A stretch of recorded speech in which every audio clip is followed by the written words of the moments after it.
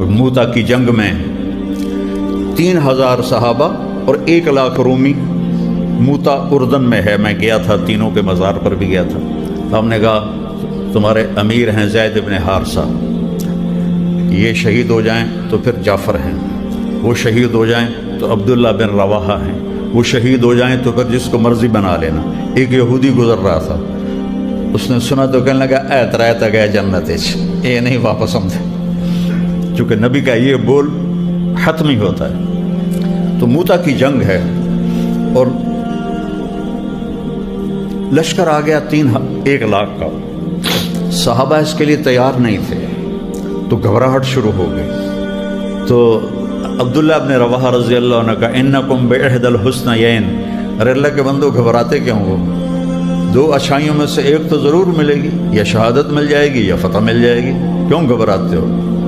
تو صفیں درست ہو گئی. ابو ہریرہ پہلی دفعہ جنگ میں شریک ہو رہے ہیں تو ان کے چہرے پر ایک رنگ آ رہا ہے، ایک جا رہا ہے، ایک آ رہا ہے، ایک جا رہا ہے. تو صحابہ ابن اکرم انصاری رضی اللہ عنہ بدری صحابی ہیں، وہ پاس کھڑے تھے، انہوں نے ایسے دیکھا ابو ہریرہ کاننا کا ترا جموعاً کثیرا، لگتا ہے بڑے بڑے لشکر دیکھ کے گھبرا رہے ہو. تو وہ ہماری طرح تو تھے نہیں کہ کہتے نہیں نہیں نہیں نہیں میں تو بالکل نہیں کھلو تو ہیں. انہوں نے کہا ہاں یار مجھے ڈر لگ رہا ہے، مجھے ڈر لگ رہا ہے.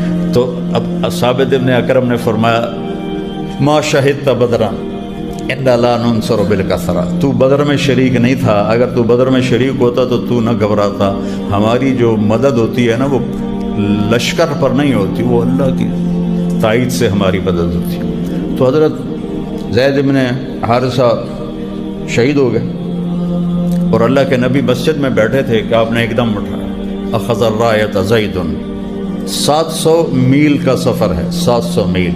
آپ مسجد نبی میں ہیں، گرد مجمع ہے. آپ نے کہا زید نے جھنڈا اٹھایا، قاتل فقتل ودخل الجنہ، قتال کیا، قتل ہوا اور جنت میں داخل ہو گیا. تو لوگوں نے پھر حضرت جعفر کو بلایا، تو حضرت جعفر نے جھنڈا اٹھایا. تو آپ نے کہا ثم اخذ الرایۃ جعفر. آپ مسجد نبی مدینہ میں بیٹھے ہیں، جنگ اردن میں ہو رہی. فقاتل فقتل ودخل الجنہ، وہ قتال کیا، قتل اور جنت میں داخل ہوا.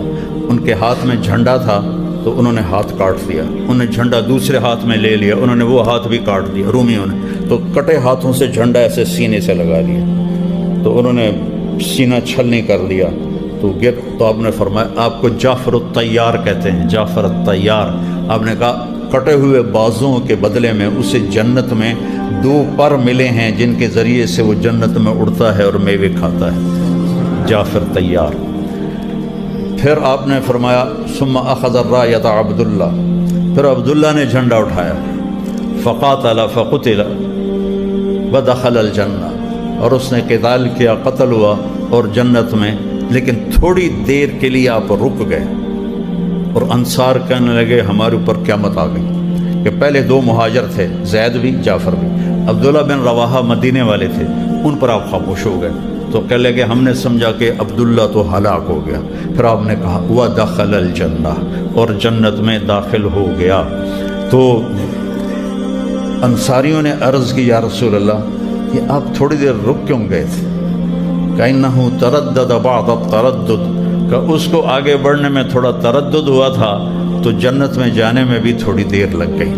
کیا تردد ہوا تھا؟ جب جھنڈا آیا لوگوں نے کہا کہ جعفر شہید ہو گئے تو یہ بڑے مال، پہلے 2 تو درویش تھے، یہ مالدار تھے، 4 بیویاں تھیں، غلام تھے، باغات تھے.